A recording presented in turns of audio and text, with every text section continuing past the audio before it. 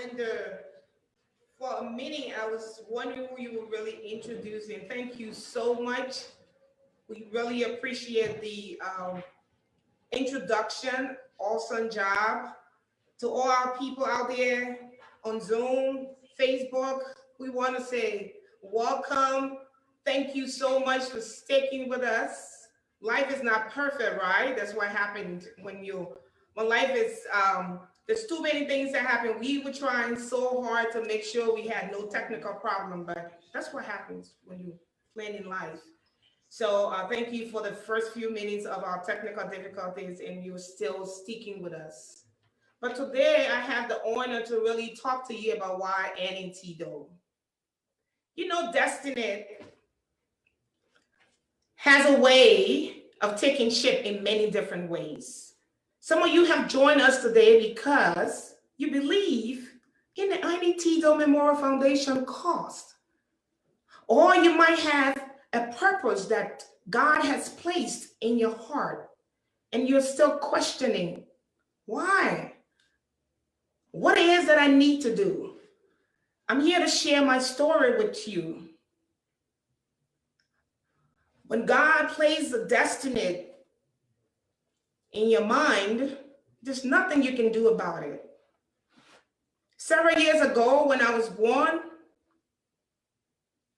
God knew that there was a need for 340 kids or women who will one day required to have the beacon of hope. So he preserved this destiny. And I'd like to share a little story about myself that I learned 3 weeks ago from my older sister. And that tells me how God preserves destiny. When I was born, there was an outbreak of measles in Liberia, Buchanan, Grand-Bassa County, 46 years ago. The epidemic was so bad, a lot of the kids that were born with me died from the measles outbreak, and I survived. Because God knew that 46 years later, there was going to be a need to take care of a lot of kids like myself in Liberia who needed to have hope. So he preserved the hand of death to ensure that I survive at birth. So born onto the union of the late Jacob Doe and ATDOE, today I'm going to tell you who ATDOE is. She remains the most important person in my life. ATDOE was my mother, and the foundation is named in memory of ATDOE. My mother raised 9 kids, and I'm the last of 9 siblings. But she did not have formal education, and that's why I need you to understand. She did not have formal education. She was deprived the opportunity to go to school. She lived with educated people who only saw her to be a maid. But my mom wanted to change the trajectory for her kids. She worked hard. And she taught us 3 critical values that has shaped my life forever. She was a missionary, so she showed me what it means to believe in God. She believed in education. She knew that despite the fact that she was deprived education, education was a game changer. So she did everything she could to educate her 9 kids. And last but not the least, she believed in community. So I dreamed every day, to make my mother proud. But life has a way of taking different shape. On one cold evening, September 20, 1989, the cold hands of death took my mother away. At this time, the picture you see on the screen, I was 14 years old. It was just 2 weeks before my mother died.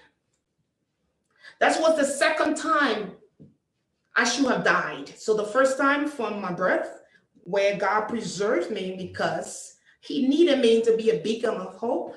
And then this day, when my mother died, September 20, 1989, I should have been in a car wreck with her. I, for some reason, decided not to join her in the car, and she picked up 2 additional people in my space. And I tell you, all of those 2 people died with her. That tells me that God preserved again. He preserved my life for the second time because he needed the ATDOE Memorial Foundation story to be told. And this is the reason why we're telling the story today, because he saw that 46 years later, there was going to be a mother who needed hope. He also saw that there was going to be a little girl like myself who needed to have education. He saw there were doctors, lawyers, and the only way those dreams could come true was to preserve my life, to be able to go back to Liberia. Fast forward, after the death of my mother, I traveled and came to the US with my husband, Francis, who you're gonna hear from. 10 years ago, Francis decided to take the family back home. Again, destiny is taking shape in many ways. And we went back to Liberia 10 years ago, 2010. And I bet you not. When I got back to Buchanan, where I was born and raised, everything happened so fast. I went back in my community and there were kids running around barefooted. My friends had like 5, 6 kids. The community broken down. And I heard the voice of God really clear.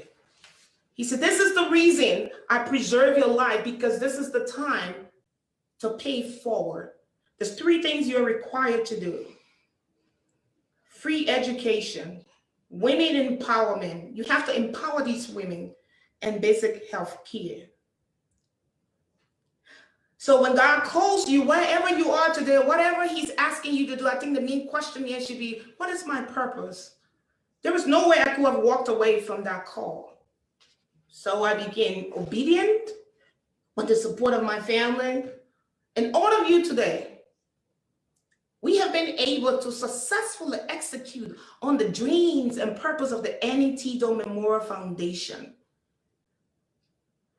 When God spoke, he said, build a school. I'd like to show you a picture of my home where God wanted the school to be built. It was broken down by the Liberian Civil War. Dilapidated, completely destroyed. But when God speaks, he brings the provision. So people like you have helped us live the ATDOE Memorial Foundation dream. This is the picture of my home that was born and raised in, destroyed by the Liberian Civil War. But when God spoke, he used each and every one of you on this call today to be the support system. And this home has been transformed into a place of hope. A place where 340 kids go to every day to get free education. A place where a woman who is abused can come back and feel important again. A place that represents the future for Liberia, the future for Africa, future leaders. And God has done amazing, amazing things. But I'm going to allow my husband, Francis, here, who has worked alongside with me in every step of the way, to really provide you some detail on what the foundation has accomplished. But before I do so, I just want to remind you again, we're here to support this work. I want to urge you. There will be a giving slide out there. Please consider giving to the work.